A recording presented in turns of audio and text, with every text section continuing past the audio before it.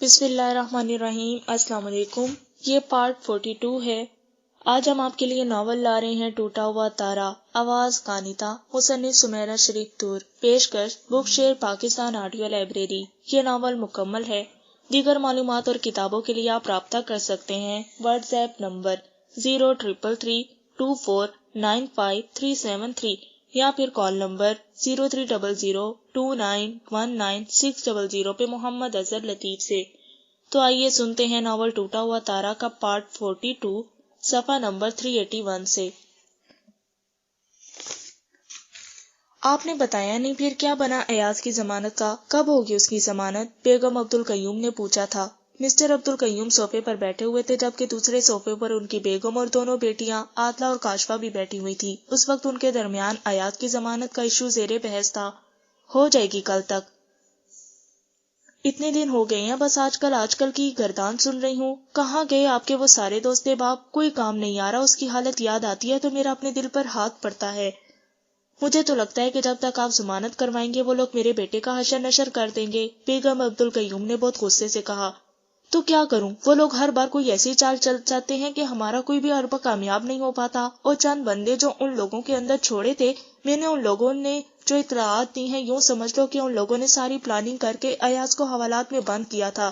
ایاز کے اوپر جو بھی کیس ہے سب جھوٹ ہے، اور اگر اصل حقیقت میں سامنے لاتا ہوں تو اس میں بھی خود ہی پھنستا ہوں۔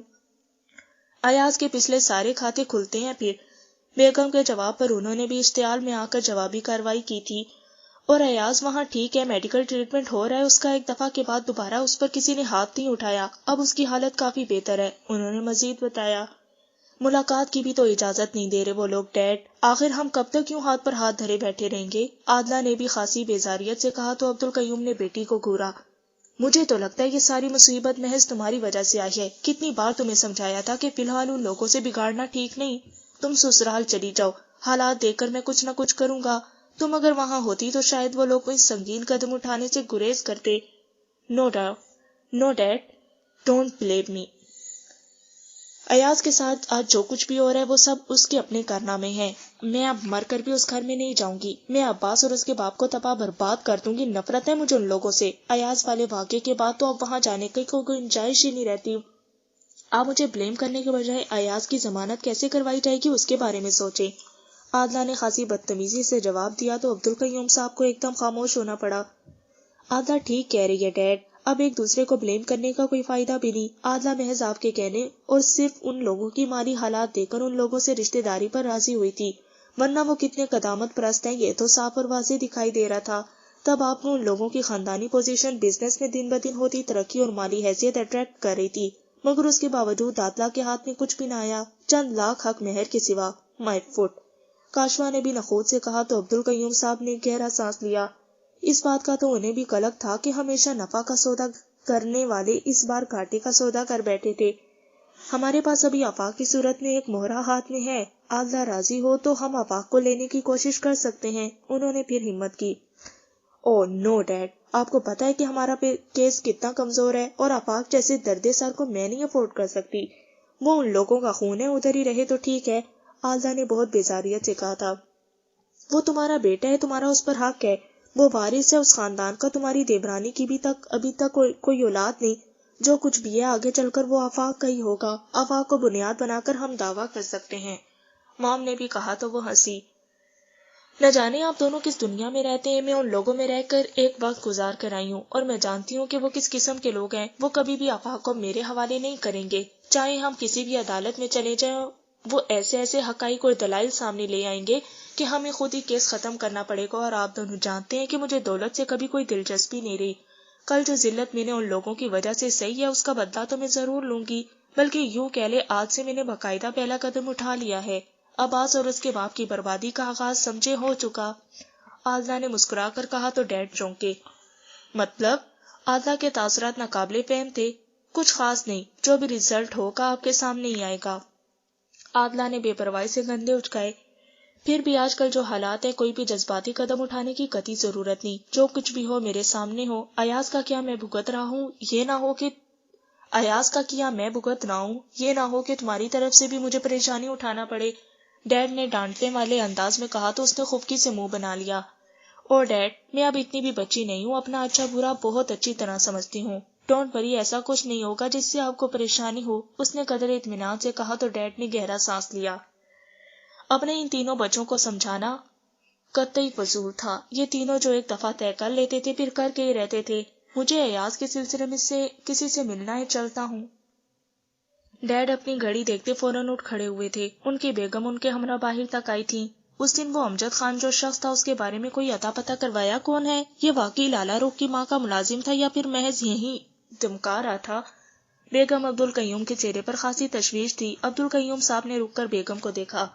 چند بندے چھوڑے ہوئے ہیں اس امجد خان کے پیچھے بھی. حالیہ اطلاعات تو صرف اس حد تک ہی ملی ہے کہ یہ شخص پچھلے 20 سال سے پولیس ڈپارٹمنٹ میں ہے. تعلیم صرف BA ہے، مگر اپنی ذہانت اور اعلیٰ کارکردگی کی بدولت اس جگہ تک پہنچا ہے.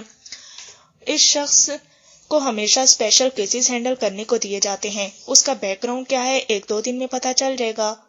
اور جو وہ لالا رخ کی بات کر رہا تھا وہ عبدالقیوم نے دیکھا ان کی بیگم سخت متوحش تھیں. پریشان تو وہ بھی تھے، مگر ہر بار یہ سوچ کر مطمئن ہو جاتے تھے کہ لالا رخ مر چکی ہے اور اس کی زندگی سے متعلق ہر انسان، ہر ثبوت قبر کی گہری تہہ میں دفن ہو چکا ہے. اور امجد خان جیسے لوگ اتنی جلدی قبر کی گہرائی تک رسائی حاصل نہیں کر پائیں گے. محض دھمکی دے رہا ہوگا، ورنہ ہم کو مطمئن کرنے کے لیے یہ بات کافی ہے کہ لالا رخ اور اس کی زندگی میں متعلق ہر ثبوت ختم ہو چکا ہے. عبدالقیوم صاحب نے کہا تو ان کی بیگم خاموش نہیں. پھر بھی اس شخص کو نظر انداز مت کریں. ہر انسان کی کوئی نہ کوئی کمزوری ہوتی ہے، ان سے انسان کی بھی تو کوئی کمزوری ہوگی نا. کچھ پل بعد ان کی بیگم نے کہا تو وہ مسکرائے. ہاں، اس شخص کا ایک بیٹا ہے، بیرون ملک میں ہوتا ہے. اگر یہ وہی امجد خان ہے جو لالا رخ کی ماں کی کوٹھی میں ہوتا تھا، وہ پھر اس شخص کی بیوی وہی لڑکی تھی نا جس کی مدد سے لالا رخ کوٹھی سے بھاگی تھی. اس کا بیٹا تو تبھی 1 سال کا تھا. بیگم عبدالقیوم کو اور بھی بہت کچھ یاد آ رہا تھا. ہاں، وہی لڑکی تھی، مگر بعد میں یہ دونوں میاں بیوی ایسے غائب ہوئے تھے کہ کبھی دوبارہ خبر ہی نہ ملی کہ کہاں روپوش ہیں. اس لیے کبھی میں نے لالا رخ کے اور اس کے خاندان کے مرنے کے بعد بھی سوچا تک نہ تھا کہ لالا رخ کی زندگی سے متعلق کچھ اور لوگ بھی ابھی باقی ہیں، اور کبھی یہ لوگ ہمارے سامنے بھی آ سکتے ہیں. تو اب کیا ہوگا اور وکیل صاحب کیا کہتے ہیں؟ بیگم عبدالقیوم نے کچھ توقف کے بعد پوچھا تو وہ محض سر ہلا کر رہ گئی. خیر، ہاتھ تو اب بھی باندھ کر نہیں بیٹھے. ایاز کی وجہ سے مجھے امجد خان جیسے انسان کے منہ لگنا پڑ رہا ہے، ورنہ ایسے لوگوں کو کیسے مزہ چکاتے ہیں. اب تک اس شخص کو پتہ چل چکا ہوتا. کچھ تنفر اور غرور سے کہا تو بیگم عبدالقیوم خاموش رہیں. انہوں نے بیگم کو دیکھا اور پھر دھیرے سے مسکرائے. فکر نہیں کرو، 1-2 دن میں ایاز باہر ہوگا. بس ایک دفعہ ایاز باہر آ جائے تو پھر اس امجد سے بھی اچھی طرح نمٹ لوں گا. انہوں نے بیگم کے کندھے پر ہاتھ رکھ کر تسلی دیتے ہوئے اپنی گاڑی کی طرف قدم بڑھا دیے تھے. وہ کالج سے آنے کے بعد چینج کر کے واپس لاؤنج میں آئی تو لائبہ بھابھی کو دیکھ کر ٹھٹکی. وہ منہ پر ہاتھ رکھ کے تیزی سے لاؤنج سے ملحقہ واش روم میں گھسی تھی. کیا ہوا، خیریت؟ وہ فوراً ان کے پاس آئی تھی. ان کے کندھے پر ہاتھ رکھا لائبہ کو وامٹنگ ہو رہی تھی. وہ چند پل انہیں بغور دیکھے گئی. کیا ہوا، پھر کیا آنا شروع ہو گئی ہے؟ ماں جی بھی ادھر ہی آ گئی تھی. بھابھی نل بند کر کے اسباب میں سر ہلاتے ٹاول سٹینڈ سے کھینچ کر منہ صاف کرنے لگی. پھر شیوار کو دیکھ کر مسکرائیں. بڑی شرمیلی سی مسکراہٹ تھی. میں نے منع بھی کیا تھا یہ کچن کا کام رہنے دو، میں ملازمہ کے ساتھ مل کر کر لوں گی. تم پھر بھی کچن میں جا گھسی تھی. ماں جی نے لائبہ کا ہاتھ پکڑ کر اسے واپس صوفے پر بٹھایا تھا. بھابھی دھیرے سے مسکرائی تھی.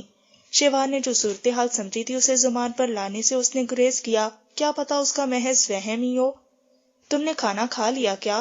ماں جی نے اسے یوں کھڑے دیکھ کر پوچھا تو اس نے نفی میں سر ہلا دیا. نہیں، ابھی کچن میں ہی جانے والی تھی کہ بھابھی کو دیکھ کر رک گئی. ماں جی اس کی بات پر دھیرے سے مسکرائیں. عباس کی اولاد کے بعد اللہ میرے سجاد کو بھی اولاد سے نواز رہا ہے، انہوں نے شیوار کو بتایا تھا. شیوار نے ایک گہرا سانس لیا، یعنی اس کے خیالات کی تصدیق ہو چکی تھی. وہ ہلکا سا مسکرائی. مبارک ہو. خیر مبارک، اللہ صحت خیریت کے دن لائے. عائشہ کی بسمہ اور عباس کے آفاق کے بعد یہ تیسرا بچہ ہوگا ہمارا. شیوار بھابھی کے پاس ہی صوفے پر بیٹھ گئی تھی. حویلی میں تو آپ بالکل ٹھیک ٹھاک تھی، یہ آتے ہی طبیعت خراب کر ڈالی. اس نے آہستگی سے کہا تو وہ ایک دم جھیم گئی، جبکہ ماں جی بھی ہنستی تھی. بدتمیز. ان کا چہرہ شرم سے سرخ ہو رہا تھا. شیوار ہلکا سا ہنس دی. مجھے کئی دن سے شک تھا، بس تمہارے اور مصطفیٰ کے نکاح پر اتنی مصروفیت تھی کہ میں نے زیادہ دھیان نہیں دیا، مگر شہر آتے ہی یہ وامٹنگ کا سلسلہ چل نکلا. لیڈی ڈاکٹر سے تصدیق کروائی تو پتہ چلا کہ میرا شک درست ہے. ماشاءاللہ، خوش ہے نا؟ اس نے کافی محبت سے پوچھا تو وہ کھل کر مسکرائیں. ظاہر ہے، مگر مجھ سے زیادہ تو سجاد خوش ہیں. سجاد تو ویسے بھی بچے بڑے پسند ہیں.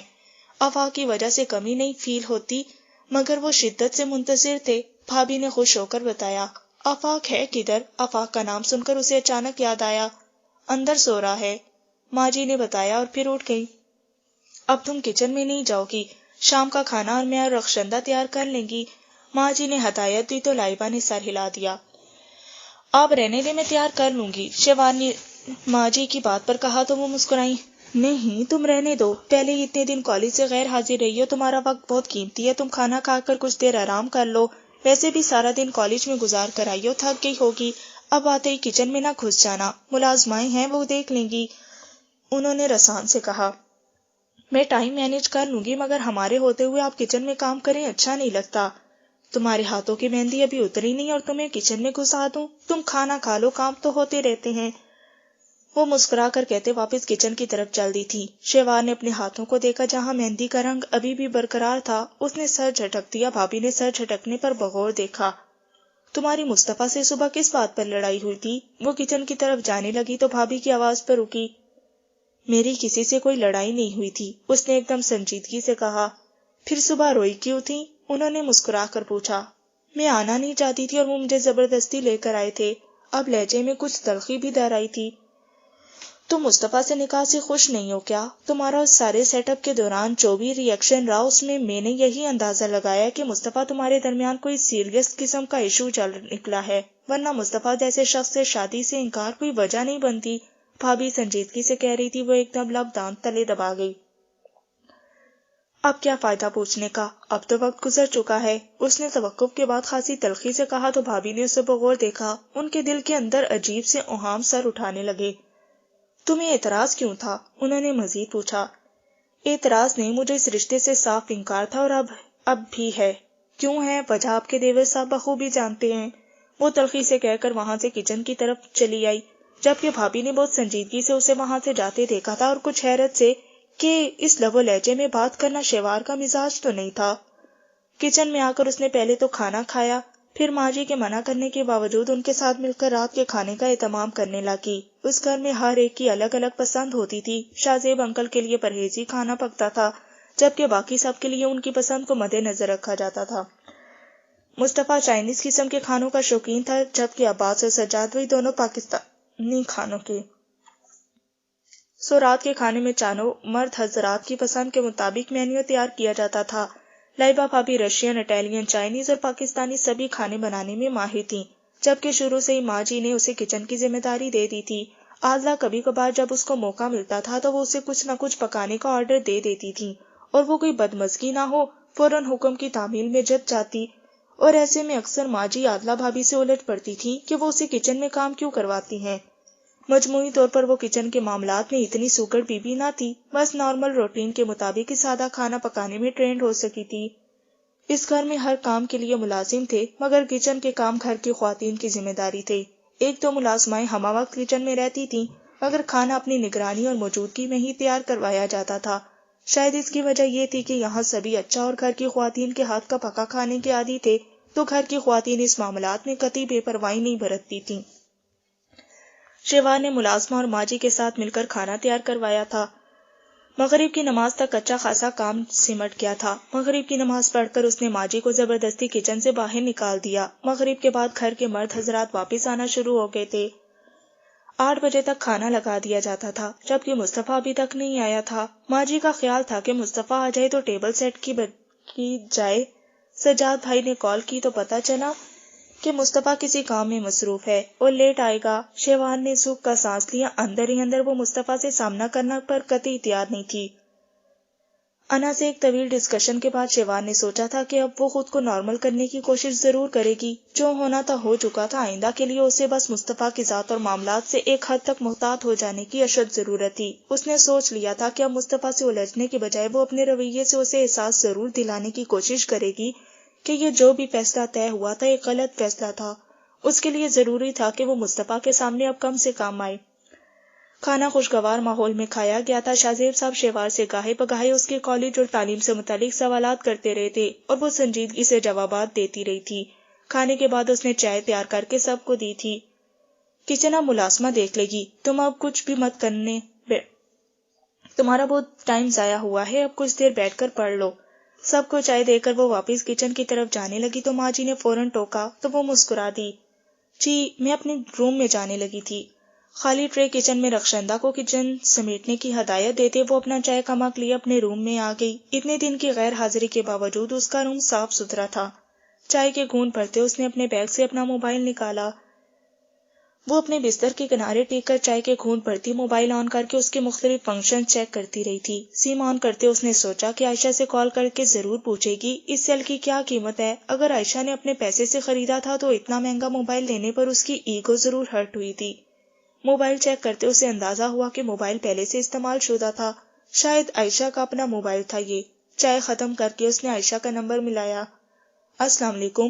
کچھ پل بعد عائشہ نے کال پک کر لی تھی۔ وعلیکم السلام، کیسی ہو تم؟ اس نے مسکرا کر پوچھا۔ اللہ کا شکر ہے، تم سناؤ کیسی ہو؟ کدھر ہو، حویلی میں ہو یا آ گئی؟ عائشہ پوچھ رہی تھی۔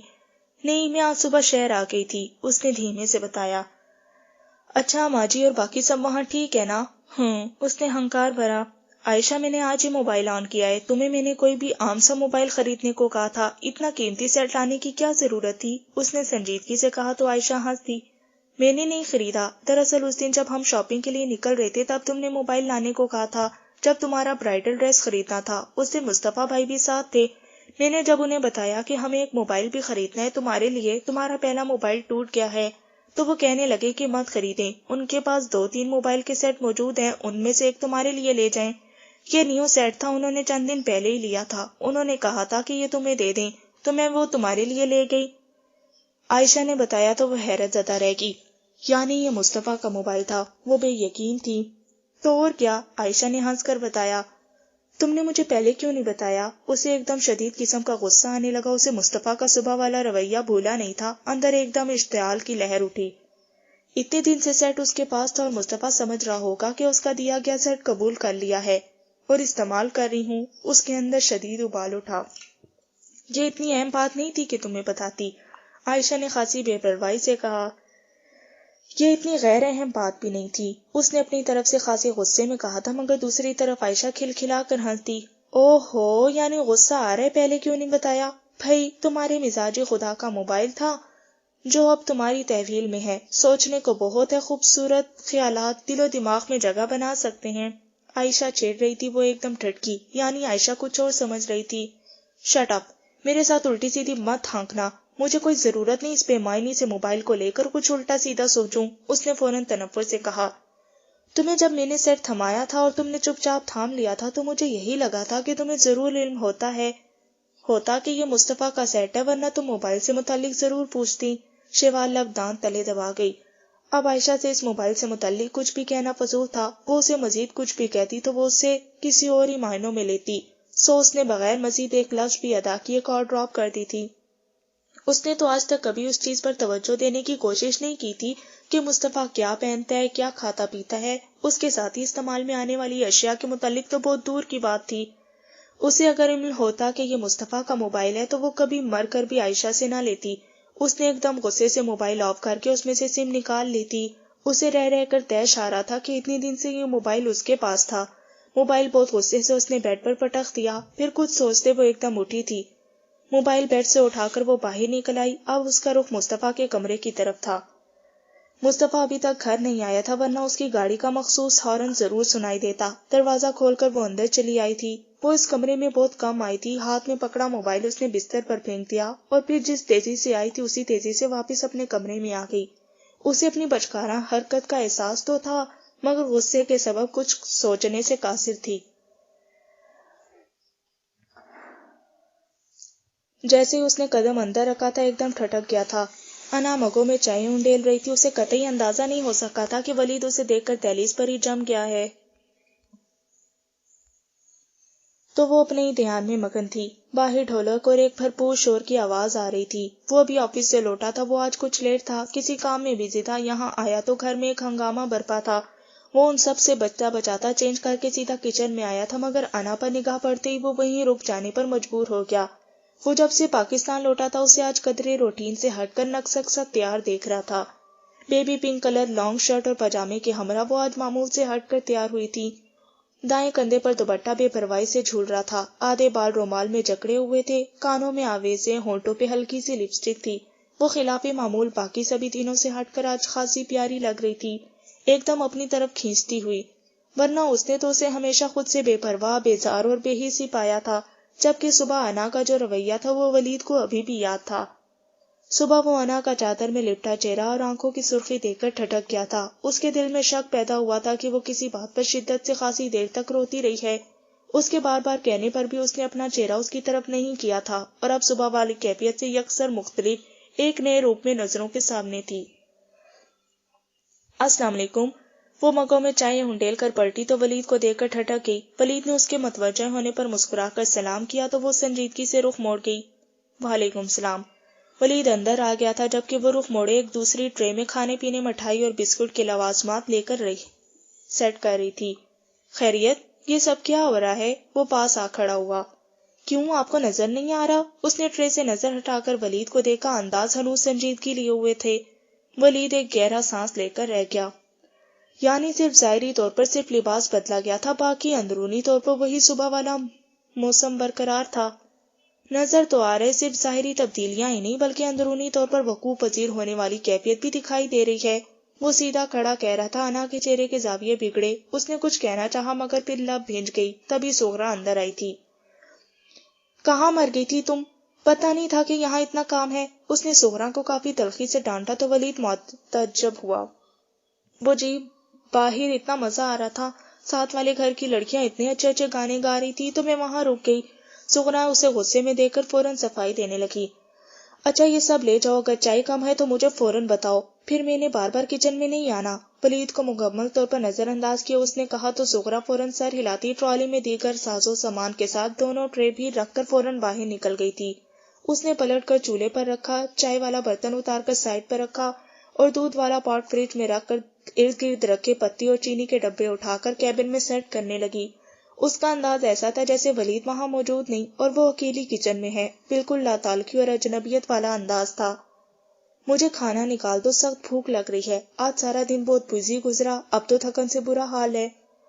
وہ ڈبے رکھ کر پلٹی تو ولید نے کہا۔ انا نے بس ایک نگاہ اٹھا کر اسے دیکھا، وہ متوجہ تھا۔ وہ فوراً رخ پلٹ کر چولہوں کی طرف متوجہ ہوئی۔ آپ بیٹھے، میں نکال دیتی ہوں۔ اس کا انداز وہی سنجیدگی لیے ہوئے تھا۔ وہ اب کے الجھ گیا۔ انا کیا پریشانی ہے یار؟ اس نے بیٹھنے کے بجائے قریب آ کر پوچھا تھا۔ مطلب؟ شوکیس سے کھانے کے برتن نکالتے اس نے بس سر اٹھا کر ولید کو دیکھا۔ مطلب تو تمہیں خود پتا ہونا چاہیے، مگر ایک بات تو میں اب شدت سے نوٹ کر رہا ہوں کہ تمہارا یہ رویہ صرف میرے ساتھ ہی چینج ہوتا ہے، باقی لوگوں کے ساتھ تمہارا مزاج اور رویہ اس قدر قطع تعلق والا نہیں ہوتا۔ وجہ؟ ولید کے الفاظ پر اس کے چہرے کے زاویوں میں ایک کھچاؤ سا آیا تھا۔ غلط فہمی بھی تو ہو سکتی ہے۔ اس کے پاس سے ہٹ کر وہ اب اس کے لیے برتنوں میں کھانا نکالنے لگ گئی تھی۔ تو پھر تمہارے صبح والے رویے کو کیا نام دوں؟ کھانا نکالتے وہ ایک پل کو ٹھہری تھی۔ صبح میری طبیعت ٹھیک نہیں تھی۔ ٹرے میں برتن رکھ کر وہ اب پتیلی کی طرف بڑھ گئی۔ اور اب مزاج بھی درست نہیں۔ اس نے ٹرے میز پر رکھی تو ولید قریب آ گیا۔ اس نے پلٹ کر خاصی خوبکی سے ولید کو دیکھا۔ ولید کرسی گھسیٹ کر بیٹھ گیا تھا، اسے دیکھ کر وہ کھل کر مسکرایا۔ بیٹھو، اپنے سامنے ٹرے درست کرتے اس نے کہا تو وہ نفی میں سر ہلا گئی۔ تھینکس، میں کھانا کھا چکی ہوں، اپنے اسی روکھے انداز میں وہ کہہ کر پلٹی۔ تمہیں پتہ ہے کہ میں اکیلے کھانا نہیں کھاتا، مجبوراً ہی صحیح تمہیں مجھے کمپنی دینا ہوگی۔ ولید نے اس کی طرف پلٹ کر کہا تو وہ رکی۔ کیا مسئلہ ہے آپ کو؟ آپ چھوٹے بچے تو نہیں کہ منہ میں نوالے بنا بنا کر ڈالنے کی ضرورت پڑ جائے، اس نے بہت جھنجھلا کر کہا۔ ولید ہنس دیا۔ پھر بھی میرے پاس بیٹھو تو صحیح، ہو سکتا ہے کہ مجھے کسی اور بھی چیز کی ضرورت پڑ جائے اور پھر کہاں میں بار بار تمہیں آوازیں دیتا پھروں گا۔ آپ شاید بھول رہے ہیں کہ آپ محترم امریکہ جیسے معاشرے سے نکل کر آئے ہیں۔ اس معاشرے میں اپنا ہر کام آپ لوگ اپنے ہاتھوں سے سر انجام دیتے تھے۔ اس نے خاصا چڑھ کر کہا تو ولید کھل کر ہنس دیا۔ مگر ان چند ماہ کے پاکستان کے قیام کے دوران تم لوگوں نے ہماری تمام عادتیں بگاڑ دی ہیں۔ شروع میں اتنی خدمتیں کی گئی ہیں کہ ہل کر پانی پینے تک کی زحمت نہیں دی گئی، اب جب عادتیں بگاڑ دی ہیں تو اجتناب برتا جا رہا ہے۔ دس از ناٹ فیئر یار۔ انا نے خاصا دب کر گھورا تو ولید نے ایک دم ہونٹوں پر مچلتی مسکراہٹ کو دانت تلے روکا۔ انا کا تپا تپا انداز اسے ایک دم اچھا خاصا لطف دے گیا۔ اچھا بیٹھو تو صحیح، بے شک نوالے توڑ کر منہ میں مت ڈالنا، مگر بیٹھ تو سکتی ہو نا، کھانے کے بعد تم چائے بھی بنا کر پلاؤ گی، اگر تمہاری فرمائش ہوئی تو آج تمہارے ساتھ کافی کا بھی شغل فرما سکتا ہوں۔ اس نے چھیڑا، وہ سر جھٹک گئی۔ انا جو گزشتہ ساری رات اذیت کی بھٹی میں جلتے بے تحاشا آنکھوں کی قیمتی متاع کے ضیاء کے بعد صبح کٹل فیصلہ کر چکی تھی کہ اب ولید کی طرف دھیان نہیں دینا، بھلے اس کی زندگی میں کوئی بھی ہو، اس کا کسی کے ساتھ بھی تعلق ہو، اب وہ اپنے آپ کو مزید خوار نہیں کرے گی، اپنی سوچوں اپنے خیالات پر سختی سے پہرا بٹھا لے گی۔ وہ اپنے آپ کو واپس نارمل حالت میں لانے کی سعی میں تھی، مگر ولید کا انداز دیکھ کر اس کے دل میں ایک دم شدید اضطراب پھیلا۔ کیا اس شخص سے اب پہلو تہی کر لینا اتنا آسان ہوگا؟ ولید کی طرف دیکھتے وہ بڑی بے بس ہوئی تھی۔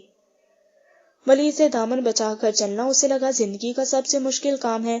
بیٹھو نا، ولید نے دوبارہ کہا تو اس کی سائڈ پر کرسی کھینچ کر بیٹھ گئی، مگر بیٹھنے کے بعد وہ ولید کی طرف متوجہ دینے کے بجائے اوون کی طرف دیکھنے لگی۔ ولید نے بغور اس کے تنے تنے سنجیدہ تیور ملاحظہ کیے، پھر دھیرے سے مسکرا دیا۔ تمہاری دوست اب کالج آ رہی ہے؟ ولید نے پوچھا تو اس نے محض سر ہلا دیا۔ اس نے یوں ہی سرسری ٹیبل پر دیکھا تو چونکی، اس نے پانی تو رکھا ہی نہیں تھا، فوراً اٹھی۔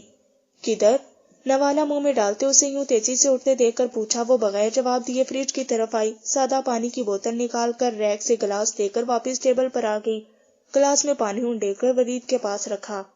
تھینکس، اس نے گلاس اٹھا لیا تھا۔ اب تمہاری دوست کی کنڈیشن کیسی ہے؟ کچھ فرق پڑا ہے اس کی سوچ میں؟ انا کو ولید کا سوال پسند نہیں آیا۔ وہ بیمار تو نہیں؟ اس نے قدرے برا مان کر کہا تو وہ مسکرایا۔ جس طرح کی تم نے سچویشن بنائی تھی وہ نارمل بھی نہیں لگی۔ ولید کی بات پر اس نے گھورا۔ کسی کے اوپر کمنٹس پاس کرنا آسان ہوتا ہے، مگر جب یہی کیفیت خود پر بیتتی ہے تو پتہ چلتا ہے کہ ہم کتنے پانی میں ہیں۔ اس کے لہجے میں خاصی تلخی در آئی تھی۔ اگر آج آپ کی شادی آپ کی مرضی کے بغیر کر دی جائے تو تب آپ کا بھی سیم یہی ری ایکشن ہوگا۔ ویسے بھی مصطفیٰ بھائی آپ کے دوست ہیں نا، آپ لامحالہ ان کو ہی فیور کریں گے۔ یہ تو مردوں کا کام ہے عورتوں کے احساسات و جذبات کو محض جذباتیت کا نام دے کر ان کو انڈر ایسٹیمیٹ کرنا۔ وہ خاصی برا مان گئی تھی۔ مصطفیٰ نے اس سے نکاح کر کے اس کے ساتھ کوئی ظلم نہیں کیا، بلکہ اس طرح وہ مزید محفوظ ہو گئی ہے۔ مصطفیٰ کے خاندان نے یہ سٹیپ اس کی بہتری کے لیے اٹھایا ہے، ورنہ آج کل کے دور میں کون ہے جو بغیر کسی خونی تعلق کے اپنے یہاں پناہ بھی دیں، تحفظ بھی فراہم کریں اور زمانے کے سرد و گرم سے بچانے کے لیے نکاح جیسے بندھن کا بھی اہتمام کریں۔ بہت کم لوگ ہوتے ہیں ایسے۔ مصطفیٰ کے خاندان اور والدین کا یہ فعل قابل ستائش ہے۔ ولید نے سنجیدگی سے کہا تو وہ سر جھٹک گئی۔ وہ گزشتہ دنوں سے ولید سے جس حد تک بدگمان تھی اور کل رخسانے سے کہتی کا ذکر سن کر جس طرح وہ بکھری تھی اور صبح تک اس نے جس طرح خود کو سنبھالا تھا، ایسے عالم میں یوں ولید کے سامنے بیٹھ کر گفتگو کرنا اور اخلاقیات برتنا اسے سخت گراں گزر رہا تھا۔ اندر ہی اندر دل میں ایک بوجھ بڑھ رہا تھا۔ اس کا جی چاہ رہا تھا ولید بس فٹافٹ کھانا ختم کرے تو وہ اسے اس کی فرمائش پر چائے یا کافی جو بھی چاہتا ہے بنا کر دے، یہاں سے نکل جائے۔ ویسے بھی باہر ڈھولک رکھی ہوئی تھی، پڑوس کی خواتین کو سغرا بلا لائی تھی، ماما روشانی نے سب وہی تھی، اس کے علاوہ ماما کی چند دوستوں کی فیملیز بھی تھی۔ یہ اس کے اکلوتے لاڈلے بھائی کی شادی تھی، سو دل کی جو بھی کیفیت تھی، مگر وہ یہ شادی بھرپور انداز میں انجوائے کرنا چاہتی تھی، اسی لیے تو آج سر شام ہی لباس بدل کر ڈھنگ سے تیار ہوئی تھی۔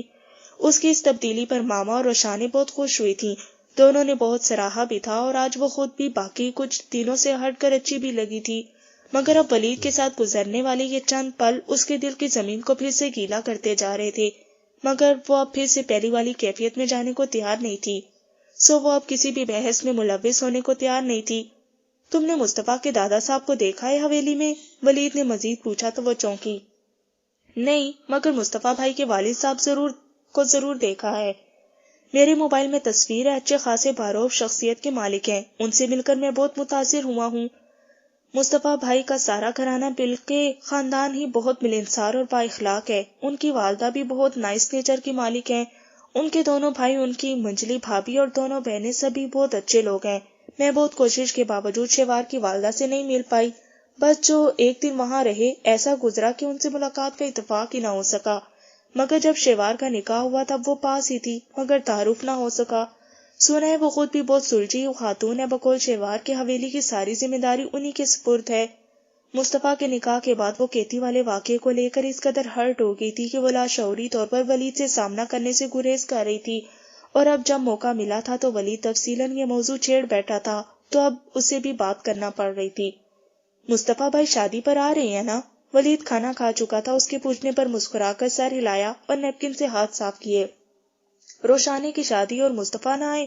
ناممکن سی بات ہے، میں نے تو وتھ فیملی ہی انوائٹ کیا ہے، دیکھتے ہیں کون کون آتا ہے، ولید نے کہا تو وہ سر ہلا کر اٹھ کر برتن سمیٹنے لگی۔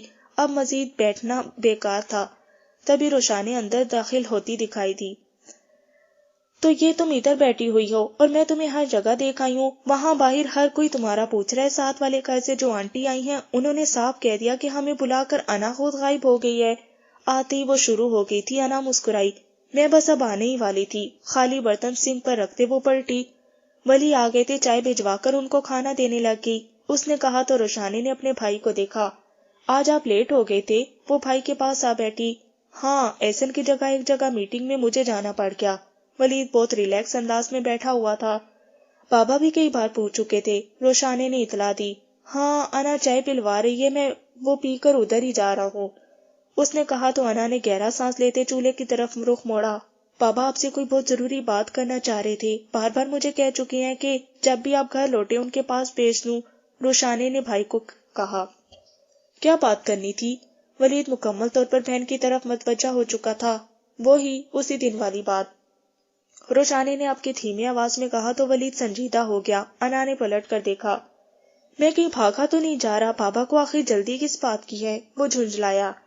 مجھے نہیں پتا، خود ہی ان کے پاس جا کر پوچھ لیں۔ ویسے بھی آپ نے اس دن بابا کے سامنے اپنی رضامندی ظاہر کر دی تھی، مجھے تو سمجھ نہیں آ رہی کہ آپ کو اعتراض کیا ہے اب۔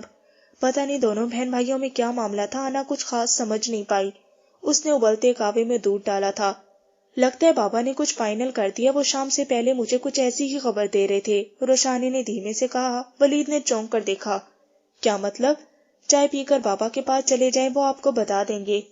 لاؤ انا، چائے میں بھائی کو دے دوں گی، تم اندر جاؤ، وہاں وہ سب لوگ تمہیں بلا رہے ہیں، بھائی سے کہہ کر وہ انا کے پاس آ گئی۔ رہنے دو، ماما نے تمہیں چولہے کے آگے دیکھ لیا تو مجھے سخت ڈانٹ پلا دیں گی، ویسے بھی چائے بس تیار ہے۔ انا کی آواز پر ولید نے اسے پرسوچ نظروں سے بغور دیکھا تھا، چمکتا دمکتا دلکش سراپا نگاہوں کو خیرہ کر رہا تھا۔ ولید کے دل و ذہن میں ایک جنگ سی چھڑ گئی، انا کے پچھلے تمام رویے اور اپنا رد عمل۔ لگتا ہے اب اس کی آنکھ مچوری کے کھیل کو بند کرتے بابا سے دو ٹوک فیصلہ کن بات کرنے کا وقت آ گیا ہے۔ ولید کا چہرہ ایک دم سنجیدہ ہو گیا۔ یہ لے جائیں۔ وہ اپنی سوچوں میں اس طرح بری طرح غرق تھا کہ انا نے چائے کا مگ اس کے آگے لا رکھا تو وہ چونکا اور پھر مسکرا دیا۔ تھینکس، اس نے کہا تھا۔ انا بغیر کوئی تاثر دیے پلٹ گئی تو ولید نے ایک گہرا سانس فضا میں خارج کیا۔ وہ انا کا بدلتا موڈ پوری شدت سے محسوس کر رہا تھا۔ فیضان کمرے سے باہر نکلے تو رابعہ کے کمرے کی لائٹ جلتی دیکھ کر چونکے، یہ لڑکی ابھی تک جاگ رہی ہے۔ وہ اس کے کمرے کی طرف چلے آئی۔ دروازہ کھلا تھا جس کی وجہ سے کمرے کے اندر کی روشنی باہر آ رہی تھی۔ انہوں نے دروازے پر ہاتھ رکھا تو وہ کھلتا چلا گیا۔ کمرے میں ایک بستر پر سریا بیگم سوئی ہوئی تھی، جبکہ رابعہ کمپیوٹر کے سامنے بیٹھی تیزی سے کی بورڈ پر انگلیاں چلا رہی تھی۔ رابعہ، انہوں نے پکارا تو وہ چونکی، پلٹ کر ماموں کو دیکھا اور مسکرائی۔ آئے ماموں، آپ سوئے نہیں؟ میں تو سونے لگا تھا، باہر نکلا تو تمہارے کمرے کی لائٹ جلتی دیکھ کر ادھر آ گیا۔ وہ اندر آ گئے تھے۔ بس یہ تھوڑا سا کام تھا، فلاپی میں سیو کر رہی تھی اور کچھ پرنٹس نکالنے تھے، اس نے کہا تو وہ اس کے پاس آ کر رکے۔ بہت کام کرواتے ہیں تمہارے آفس والے، میں دیکھ رہا ہوں کہ کل ساری رات بھی تم جاگتی رہی ہو۔ نہیں ماموں، آفس والے تو گھر کام لانے کی پرمیشن نہیں دیتے، یہ تو میری ایک فرینڈ کا کام ہے۔ وہ آج شام کے قریب گھر آئی تھی، اس کی اسائنمنٹ تھی، کہہ رہی تھی کہ تیار کر دوں، کل اسے ہر حال میں جمع کروانی تھی۔ وہ جلدی جلدی پرنٹ نکال رہی تھی، ماموں اسے دیکھے گئے۔ آپ بیٹھے نا، اس نے قریب پڑی کرسی کی طرف اشارہ کیا تو وہ کرسی اٹھا کر اس کے قریب ہی رکھ کر بیٹھ گئے۔ آفس کیسا جا رہا ہے تمہارا؟ کوئی پریشانی تو نہیں؟ انہوں نے یوں ہی پوچھ لیا۔ آفس تو ٹھیک چل رہا ہے، مگر ان لوگوں کے چند رولز ایسے ہیں کہ مجھے بڑی سخت ہچکچاہٹ ہو رہی ہے، جیسے کہ کچھ بھی ہو جائے تمام کام آفس میں مکمل کرنا ہے۔ اس نے منہ بنا کر کہا تو وہ مسکرا دیے۔ یہ تو اچھی بات ہے نا، اس طرح گھر کو بھی آفس بنانے کی زحمت سے انسان بچ جاتا ہے۔ پتہ ہے مجھے ان کے اس رول کا قطعی علم نہیں تھا، اور کل میں کچھ بہت اہم پیپرز گھر لے آئی تھی۔ آج میٹنگ تھی، فاروقی صاحب نے صبح جب مجھ سے پیپرز مانگے تو میرے ہاتھوں پیروں کی چڑیاں طوطے سب اڑ گئے۔ وہ سخت ناراض ہو رہے تھے، پھر ہادیہ کے ہمراہ گھر سے آ کر کاغذات لے کر گئی تو جان چھوٹی تھی۔ مجھے نہیں علم تھا میری یہ چھوٹی سی غلطی اتنا بڑا ایشو بن جائے گی۔ وہ تو فاروقی صاحب کے دل میں رحم آ گیا کہ انہوں نے بات صرف اپنے تک رکھی تو جان کی خلاصی ہوئی، ورنہ تمہیں سخت ٹینشن میں آ گئی تھی۔ وہ آج کا تازہ ترین واقعہ سنا رہی تھی۔ فیضان صاحب نے بڑی دلچسپی سے سنا۔ ظاہر ہے ہر ادارے کے کچھ رولز ہوتے ہیں، خیال رکھا کرو، ان رولز کو فالو کیا کرو، اسی طرح تجربہ حاصل ہوتا ہے، اعتماد آتا ہے۔ ماشاءاللہ ذہین تو تم ہو ہی، مگر جو بے پرواہی برتتی ہو اس سے کام بگاڑ لیتی ہو۔ میں جان بوجھ کر تو کچھ بھی نہیں کرتی، بڑی کوشش کرتی ہوں کہ محتاط رہا کروں، مگر کہیں نہ کہیں غلطی ہو ہی جاتی ہے۔ اس کا کام تقریباً مکمل ہو چکا تھا، اس نے کمپیوٹر شٹ ڈاؤن کر دیا۔ آپ کدھر تھے؟ جب سے میں آفس سے لوٹی تھی آپ نظر ہی نہیں آئے۔ کہیں نہیں، بس باہر نکل گیا تھا کہیں۔ ماموں سہیل بھائی کی کال آ گئی تھی، وہ آپ سے کوئی بات کرنا چاہتے تھے مگر پھر ٹال گئے۔ مجھے لگا کہ جیسے وہ کچھ پریشان ہے۔ امی سے بات کی تھی انہوں نے، پھر بھابھی کو بتایا تھا کہ ان کے ساتھ جو لڑکا ہوتا ہے نا ابو بکر، اس کا ایکسیڈنٹ ہو گیا ہے، وہ اسپتال میں ایڈمٹ ہے، تو بھائی ہی سب اخراجات دیکھ رہے تھے۔ شاید انہیں کچھ رقم کی ضرورت تھی مگر وہاں کسی سے بھی بندوبست نہیں ہو پایا، شاید اسی لیے آپ سے بات کرنا چاہتے تھے۔ اس نے تفصیلات بتائی تو وہ فکر مند ہو گئی۔ اوہ، کیسے ہوا ایکسیڈنٹ؟ پتہ نہیں، مجھے تو ٹال گئے تھے، بھابھی کو ہی سب بتایا۔ بڑا نیک اور سلجھا ہوا لڑکا تھا یہ ابو بکر بھی۔ پچھلی بار جب وہ چھٹی پر پاکستان آیا تھا تو سہیل کا کچھ سامان لے کر گھر بھی آیا تھا۔ تم تو نہیں ملی تھی مگر ہم سب سے ملا تھا۔ بہت ہی نیک لڑکا ہے وہ تو، اللہ خیر کرے۔ نہ جانے کن ماں باپ کی آنکھوں کی ٹھنڈک ہے، اور پردیس میں تو اپنے اور بھی شدت سے یاد آتے ہیں۔ وہ ایک دم فکر مند ہو گئے تھے۔ میں کال کرتا ہوں، ایسا عالم میں تو جتنے بھی رقم ہو کم لگتی ہے۔ میرے وہاں کچھ جاننے والے ہیں، میں سہیل سے کہتا ہوں ان سے رابطہ کریں، ان سے تو اسے ضرور رقم مل جائے گی۔ وہ فوراً متفکر ہو کر اٹھنے لگے تو رابعہ نے انہیں بغور دیکھا۔ ماموں، کبھی کبھی مجھے لگتا ہے کہ آپ جو نظر آتے ہیں آپ وہ ہیں نہیں، نہ جانے کیوں مجھے کبھی کبھار عجیب و غریب سے وہم ستاتے ہیں۔ فیضان صاحب جو اٹھ کر جانے لگے تھے ایک دم پلٹ کر اسے دیکھنے لگے۔ پاگل ہو تم تو، وہ مسکرا دیے۔ آپ اور امی اکثر چپکے چپکے کیا باتیں کرتے رہتے ہیں؟ اس نے ایک نیا سوال کیا تو وہ کھل کر ہنس دیے۔ تمہاری ماں تمہاری طرف سے خاصی فکر مند رہتی ہے، اسی فکر میں رہتی ہے کہ کہیں کوئی اچھا سا رشتہ دیکھ کر تمہیں اپنے گھر باہر کا کر دوں۔ ماموں کے الفاظ پر اس نے ایک دم منہ بنایا تھا۔ مجھے ٹال رہے ہیں؟ اچھا بتائیں، سہیل بھائی کو آپ نے باہر بھجوایا تھا تب تو ہمارے حالات بہت خراب تھے نا، تو پھر آپ نے یہ سارے انتظامات کہاں سے کیے تھے؟ نہ صرف بھائی کو باہر بھجوایا بلکہ وہاں کام کا بھی بندوبست کروا دیا تھا۔ بیٹا، میرے کچھ جاننے والے وہاں کے رہنے والے تھے، بس ان سے رابطہ کیا اور تمام انتظامات ان لوگوں نے کیے تھے۔ ہمارے پاس اتنا پیسہ کہاں تھا کہ ہم خود کچھ کرتے؟ ماموں نے رسانیت سے کہا تو وہ انہیں بغور دیکھنے لگی۔ میں نے سہیل بھائی کی باتوں سے اندازہ لگایا کہ جیسے آپ کی وہاں کچھ پراپرٹی تھی جو اب سہیل بھائی کے پاس ہے۔ میری پراپرٹی؟ حد ہوتی ہے کیا سارائی کی بھی۔ بیٹا، میں تو ساری عمر اپنے گھر اور پھر اس علاقے سے باہر نہیں نکلا، وہاں 7 سمندر پار کیسے جا سکتا تھا اور پھر پراپرٹی بھی بناتا؟ نہ جانے تم کیا کیا سوچتی رہتی ہو، انہوں نے قدرے ہنس کر کہا تو وہ ٹھٹکی۔ تو پھر جو ابھی آپ نے کہا کچھ جاننے والوں سے سہیل بھائی کو رابطہ کرنے کا کہتا ہوں، تو ان لوگوں سے آپ کے کیا ریلیشن ہے؟ آپ کے تعلقات ان لوگوں سے کیسے بن گئے پھر، جبکہ بقول آپ کے کہ آپ اس علاقے سے باہر بھی نہیں نکلے کبھی؟ آپ کے فیضان صاحب نے بغور اسے دیکھا۔ تمہاری والدہ بالکل ٹھیک کہتی ہے کہ تم ہر بات کی کھال اتارتی ہو، انہوں نے کہا تو وہ ہنس دی۔ نہیں، خیر ہر بات کی تو نہیں اتارتی، مگر صرف ان باتوں کی جو مجھے متجسس کر دیتی ہیں۔ وہ ہلکا سا مسکرا دیے۔ ماموں، ایک بات کہوں؟ وہ پلٹنے لگے تو اس نے پھر کہا۔ وہ رک گئی، سوالیہ نظروں سے رابعہ کو دیکھا۔ آپ ماشاءاللہ اتنے ہینڈسم ہیں، آج بھی لاکھوں میں نہیں تو ہزاروں لڑکیاں تو دیکھ کر آپ پر مر مٹنے کو تیار ہو جائیں گی، اتنے شاندار، اس قدر قابل، پھر آپ نے اپنی فیملی کیوں نہیں بنائی؟ ایک تو یہ رابعہ اور اس کے یہ سوالات، انہوں نے ایک گہرا سانس لیا۔ تم واقعی بہت الٹا سیدھا سوچنے اور بولنے لگ گئی ہو۔ میں بھی سوچ رہا ہوں کہ تمہاری والدہ کے مشورے پر عمل کرنے میں اب دیر نہیں کرنی چاہیے، انہوں نے بہت سنجیدگی سے کہا تھا۔ رابعہ بس دیکھ کر رہ گئی۔ وہ جب بھی ایسی کوئی بات کرتی تھی ان کا رویہ ایک دم بے انتہا سنجیدہ، دو ٹوک اور قطعی ہو جاتا تھا۔ آپ نے ساری زندگی ہم لوگوں پر ضائع کر دی، کیا کبھی بھی آپ کے دل میں یہ خیال نہیں آیا تھا کہ آپ کی بھی ایک فیملی ہوتی، آپ کی بیوی اور بچے ہوتے؟ رابعہ، کچھ توقف کے بعد اس نے پھر کہا تو ماموں نے ایک دم اسے ٹوک دیا۔ اوکے ٹھیک ہے، اب کچھ نہیں کہتی، بس آپ اپنا موڈ ٹھیک کریں۔ ماموں کے ٹوکنے پر اس نے ایک دم مسکرا کر کہا تو ماموں ایک گہرا سانس لے کر رہ گئے۔ میں سہیل کو کال کرتا ہوں، اور تم بھی اب سب سمیٹ کر سونے کی تیاری کرو، صبح آفس بھی جانا ہے تمہیں، وہ اسے سنجیدگی سے کہتے باہر نکل آئے تھے۔ ناول ٹوٹا ہوا تارا کا پارٹ 42 صفحہ نمبر 392 پر اختتام پذیر ہوا۔ بقیہ ناول کا حصہ آپ پارٹ 43 پہ سماعت فرمائیں۔